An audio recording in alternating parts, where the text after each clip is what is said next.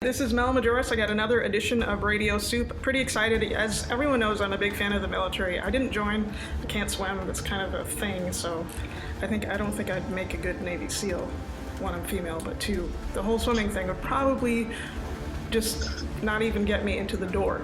But today I have Richard Schoenberg. He's the author of The Only Easy Day Was Yesterday, and it's a great book about Navy SEAL training. How are you today, Richard? I'm doing well. Awesome. And this book is very topical. It was written a while ago, but you know what? You wouldn't know that by looking at the pictures and seeing everything that all these great men are going through. And one of the things that I like is one of the first pictures in the book, and it kind of made me laugh, is on the shorts that they give you in the SEAL school. Is that what they call it, SEAL school? Buds. They call it buds. Buds, right. Is they have the names of the people who, what is it, DOR? Dropped out on request. Yeah, and they may not have DOR. There's other ways to leave buds. Right. But anybody who left buds, they have their names crossed out and your name put on the shorts. So I think that's kind of a, I don't know, what do you call it? Like, oh yeah. You see, you're not as special as everybody else. So. Yeah, it's a not so subtle reminder of what happened before you. So how did you get into writing this book? What made you want to write and take these photos? It's not really written. I mean, it's a coffee table book. It's a photographically based book that illustrates the process of going from a new recruit to Navy SEAL. The most dramatic part of it is Hell Week, which everyone has sort of heard of. Right. And with the publicity the SEALs have gotten in the last 15 or so years, the book has become, relevant, or stays relevant. I think what happened to me was I was a young photographer, and I did rock and roll photography. I was shooting all these bands and punk bands and other bands from the 70s, and then I got into filmmaking, and I moved from New York to California, and after about 5 or 6 years of being in the film industry, I decided to try starting a business, because I realized the film industry wasn't for me. No, it's hard. It's very hard. It just isn't. The lifestyle wasn't what I wanted. Right. It's not for everybody. I mean, it's exciting, but it wears on you after a while. That's for sure. We both have the same kind of background as far as going into film and TV, and then going, oh my God, what was I thinking? I know. So I actually was successful in starting a business, and then by 1998, I sold it, started another company, and when 9/11 happened, I just decided I didn't want to do this anymore, and I had never really felt that I completed my photography quest to be, to get my best work out, and I decided just to find a project that would challenge me. And the strange story is, I looked up on the website. They said if you wanted, if you're media and you wanted to get in touch, send them an email. And I sent them an email, and they never responded, which is what I expected. Because they're like, rock and roll photographer, what? Oh. Yeah, they don't want to know from me.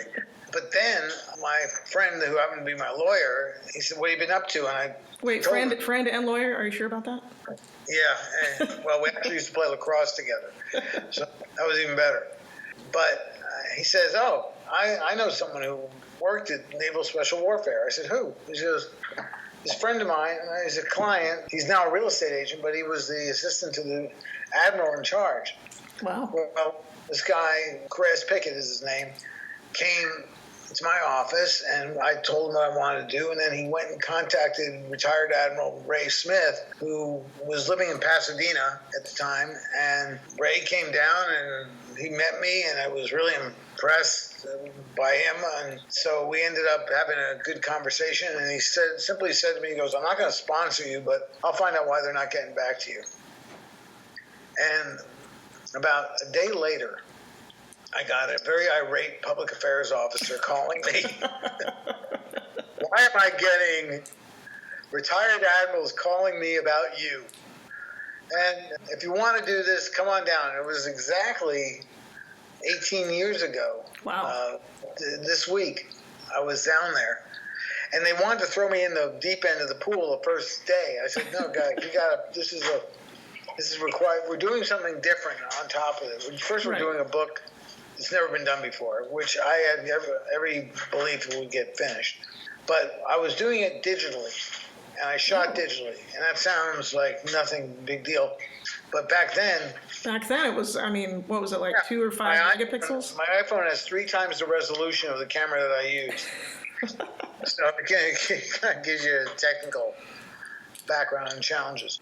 You know, it was a good challenge. I mean, things happened that I had to deal with, and I really thoroughly enjoyed it, and I'm very proud of the book. It sold out in first edition in several months, and then the second edition got published, and it sold fairly well, and then it's all sold out now, and you have to buy them on Amazon used. Yeah, I mean, I was looking for it. It's like, oh, I might have to save some pennies, because I think the cheapest I saw was like $40, which is worth it. But yeah, actually, I saw one time someone had the first edition for $4,000. Did you get revenue out of that? No. No. Did you get to be friends with any of the guys? I mean, I know they have their own thing. I'd like to tell you that I'm really happy to say that I have a lot of good relationships that have gone this long. I have probably 10 to 15 guys I speak to on a regular basis. Oh, that's good. So, were you friends with any of the people who DOR'd? No, they weren't around. I don't. The way to kind of best explain this is when you go there and you become part of the program. And it was, believe me, I was told by the captain in charge of Buds, who we still are very good friends, at the graduation of the Buds class, he said, well, now I can tell you, but I was going to cancel this the night before you showed up. I'm like, all right, great. Well, we got it done. Well, they probably thought, oh, here's this photographer. I mean, I'm sure they had to approve of everything that you did. But I mean, nothing like this has ever been done before. You're not in the Navy or any of the military, so they were probably a little leery of you, I would imagine.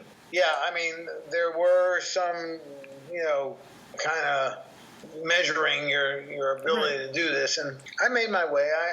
I've often told people that I'm not the greatest photographer in the world, but what I do have is ability to work my way into people accepting me, and right. And it was great. I actually ended up shooting a rock and roll concert at a kind of a charity event, and I was having a hard time with the lighting people, and I said to him, I just spent 2 or 3 years with the Navy SEALs, and they were a lot easier to deal with than you guys. So that probably got them changing their ways, right? Yeah. So how many people in this group in the Buds class started? Well, there were 44 graduates. 44 graduates. 22 went from soup to nuts, went right through Buds, in-doc, first phase, second phase, third phase, not to mention Hell Week, and came out on schedule. The other 22 were rollbacks. Okay. Usually 90% of those are injuries. Right. So guys would come back into first phase, guys would roll back in the second phase, a couple of guys would come in third phase. But the profile of the group was 44. I remember they were saying 44, and it was split evenly between rollbacks and those that went right through. I think it's interesting that I know a lot of the pictures you were showing, not a lot, but some you could tell people will get injured. So that's. Yeah, I mean, I posted a photo today of one of the guys who's actually a good friend of mine. Now he suffered from shallow water blackout, and he wasn't the only one. I actually had there's another student in the class who did that too. See, I mean, guys get hurt. I mean, there are a lot of leg injuries. Oh, I can imagine, especially holding up those big logs. Yeah, I mean, the boats and all the running. I didn't know that they ran right near Hotel del Coronado Yeah, sort of like a tourist event. I would think that'd be kind of cool as a tourist event. And then the one picture you have of like them running behind a couple who were bathing, and then the guy just basically ran to the bell and. Yeah, I actually that's one of my funniest photos, because it's like you clearly kind of look at them and go, they probably don't realize what's going on behind them.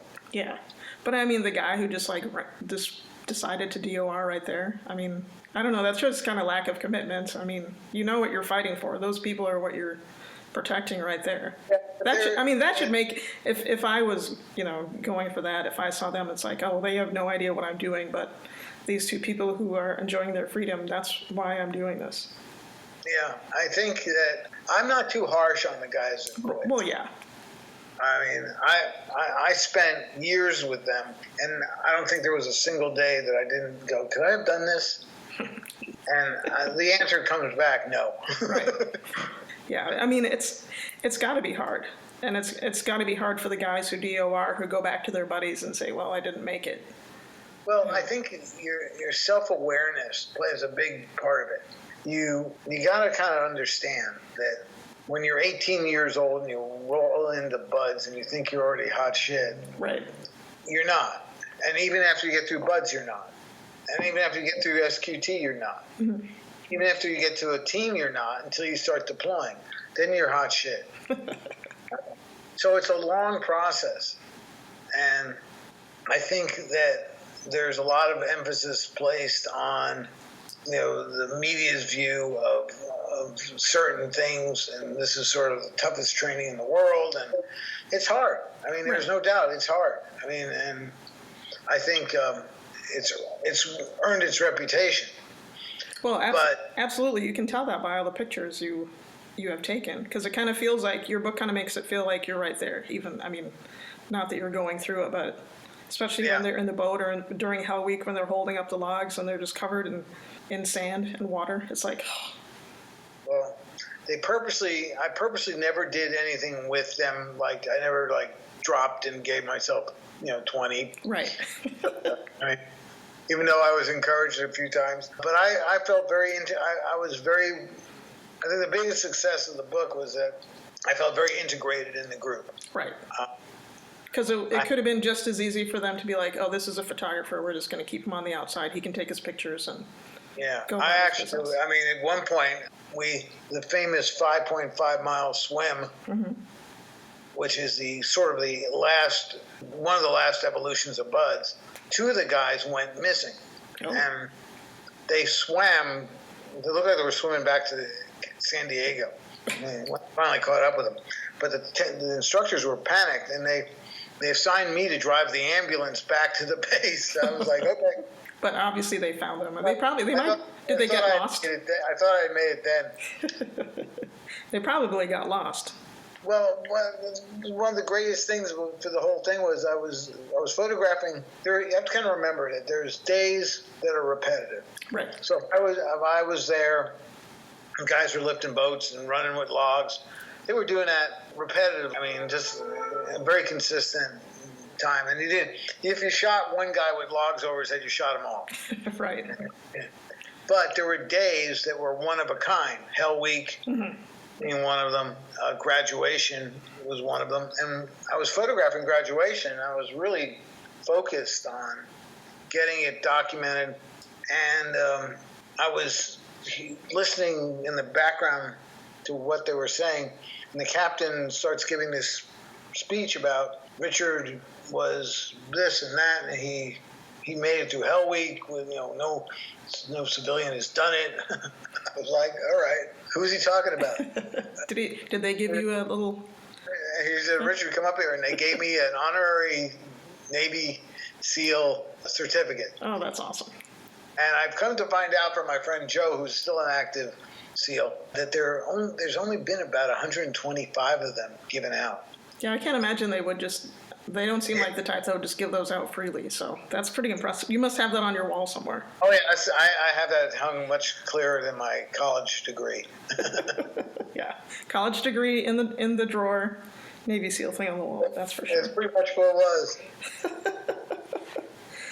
So we were talking the other day about how they were going to not demolish, but are they going to rebuild buds?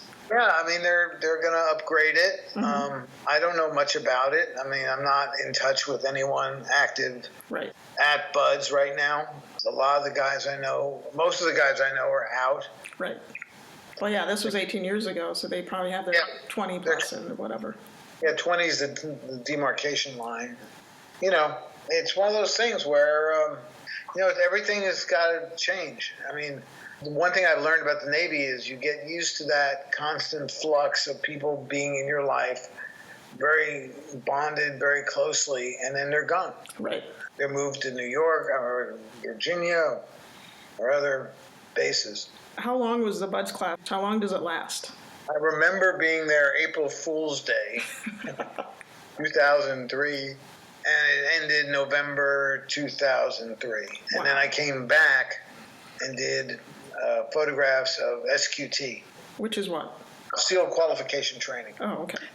So what happens is things have changed. Okay. This class, 246, was one of the last classes, if not the last class, that had a graduation from Buds. What they decided to do, and it probably makes sense, is they go to Buds, they go to SQT, they go to jump school, and then they have a graduation. Okay. And they get their trident there. The way it was when I was there was they went through Buds, had a graduation, went to SQT, went to jump school, or went to jump school, then SQT, whatever the order was. Right.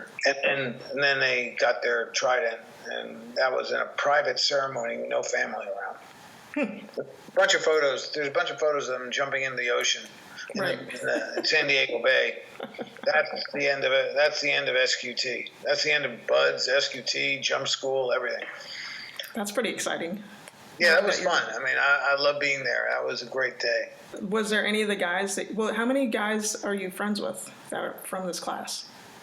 About 15. 15, so most of them. People I talk to on a semi-yearly basis. A couple of the guys I talk to every week or 2 weeks. One of the guys he was a SEAL dog handler, and I actually recently acquired a dog from him. Oh, what kind of dog? Belgian Malinois. Oh, Belgian. What else would a SEAL dog handler have? I don't know if they have German Shepherds or if they do different. They do. And I actually just posted a picture of her on your Instagram. Yeah, she's a trip. So does she? You can have her like hunt for drugs and stuff. Find the bad guys. Oh, she find bad guys. If you came to our house, you just want to look at what's going on behind the other side of that door. Well, you're probably not living in a sketchy neighborhood, so I don't think you have to worry about that. Well, believe it or not, we actually do have crime increase, and one of the reasons I thought about getting her was for that purpose. Because we've had dogs in our house, five different dogs over a 37-year period, and I specifically wanted one that could defend. It's true. California's, we're not going to get into that, but California has definitely taken a turn. That's all I'm going to say about that, at least since I live there. So. No, that's true. But you always have to be careful, no matter where you live, whether it's safe or not, because you never know who's going to be there. Well, she gets a lot of attention when we go out in public. You should put a little SEAL team. I have a vest that was given to me but I think she's outgrown it already. Oh. That would be awesome. Now, of all the things you've done, is this one of the things that you're most proud of, this book? Yeah, I'm certainly most proud of it, beside my kids. Well, yeah. I mean of your photography. I have to say that. I meant of your photography, not of your Yeah, I actually, the funny part is I actually got retained by the Naval Institute Press, which published my second edition, to do a book on the Marine Corps. And through some screw-up, after I spent a year and a half on it, they basically told me they didn't have the budget to publish it. So the work is not, I actually just created another Instagram account called Semper Photos. Oh, cool.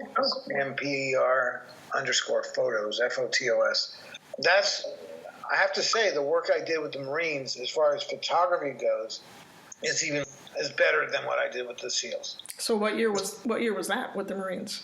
That was 2005, 6, 7. Nice. The idea behind that book was to do recruiting, do everything, and then deploy with 13th MU, and we never got that far. I was about to leave and got an email saying, we don't have any money to publish your book. Sorry. So will you be able to publish those photos if you want? I mean, in a book form, or do you have to get permission from? The book publishing business, as a lot of media, is not a fabulously profitable business.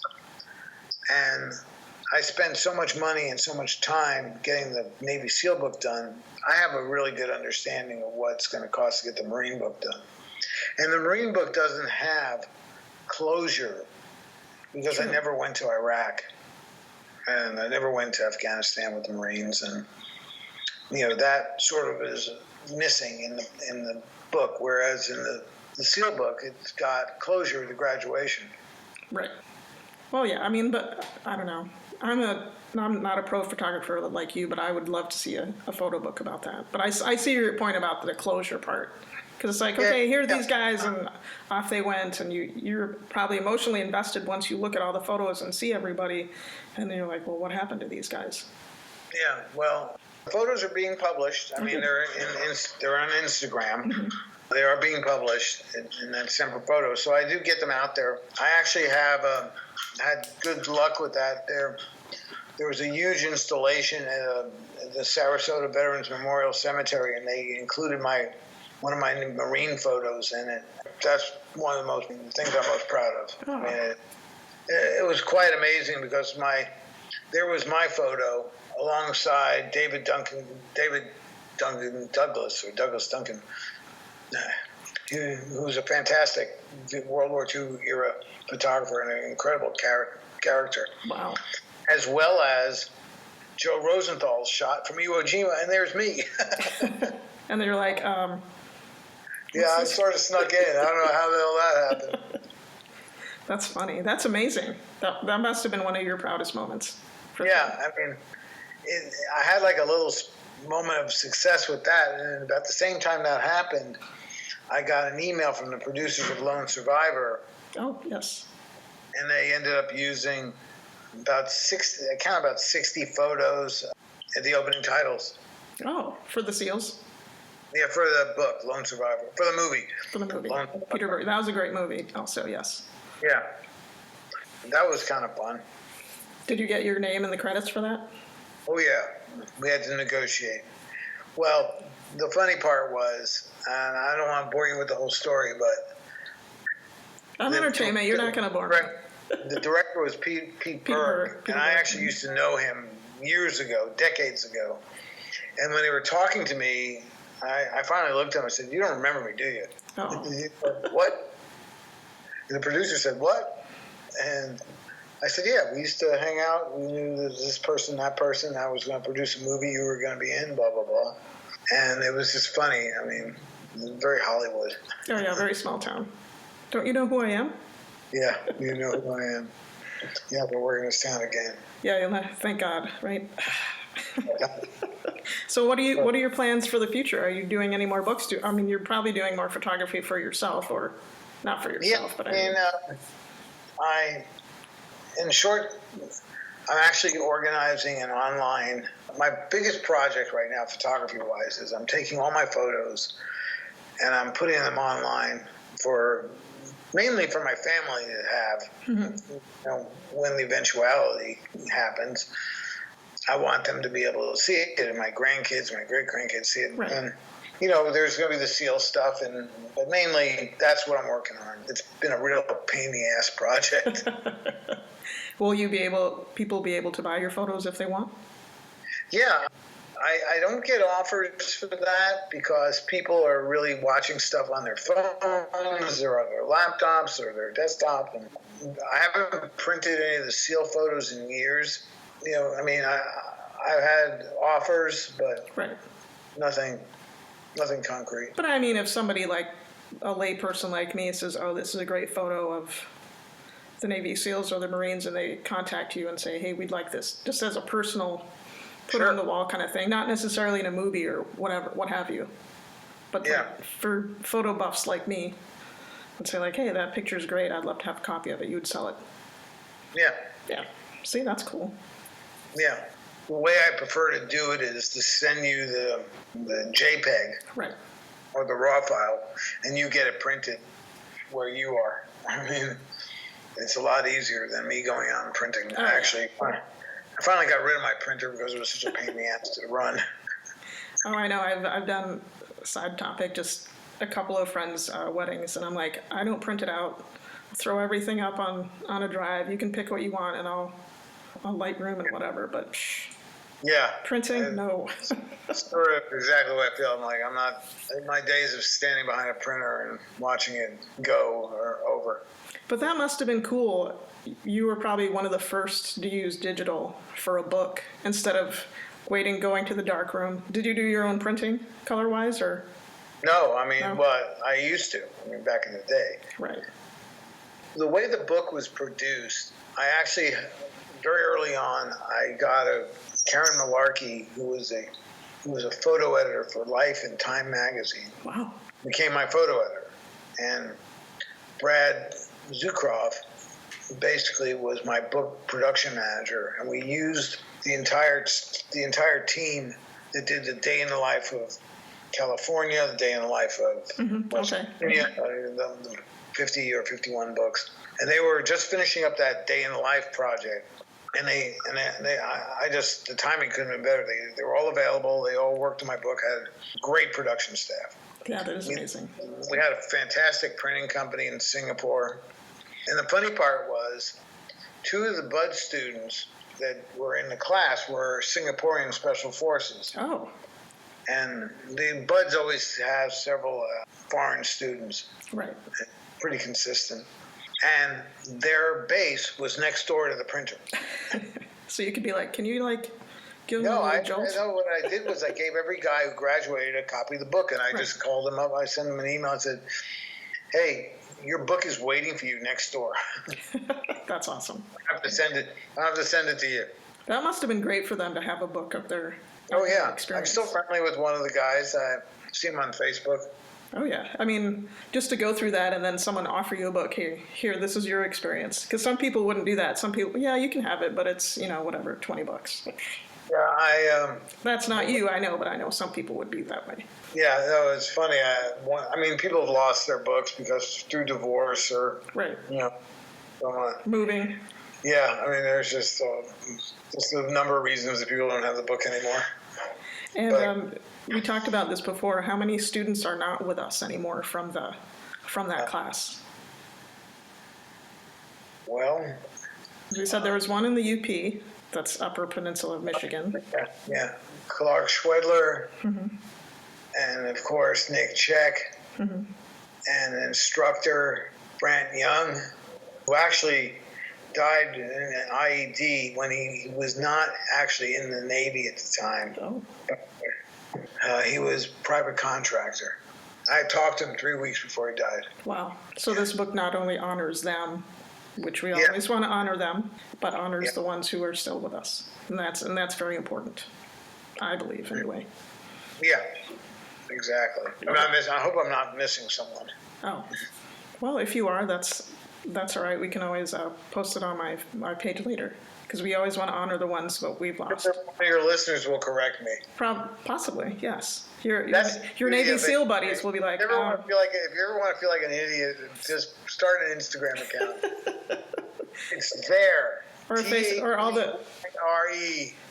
I get the grammar police after me. yeah. You're like, okay, whatever. Yeah. all Look right. at the pictures, enjoy it. That's fine. So if people want to get a hold of you, I know you said you don't have a lot of books on hand, but people can order the books from Amazon. It's also available on Kindle, which is you gave me a PDF, and that's how I'm looking at it.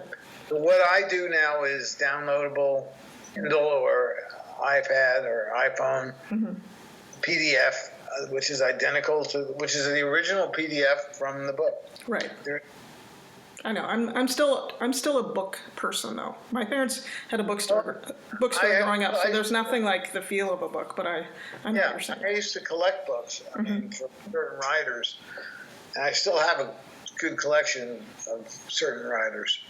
But the reality is, you just can't get a book published, Right. especially an illustrated book. Oh, I hear you. It's hard. And if people want to get a hold of you, how can they get a hold of you? OnlyEasyDay.com. OnlyEasyWayDay.com, and will that have links to your Instagram photos as well? Yeah. Awesome. You can look up Only Easy Day on Instagram at Only Easy Day. That's the best way to get a hold of me. If you prefer email, That's how I got a hold of you on Instagram. Yeah, and that I'm not not spending all day on Instagram, but I do go there once a day and Check your email. do some housekeeping on it.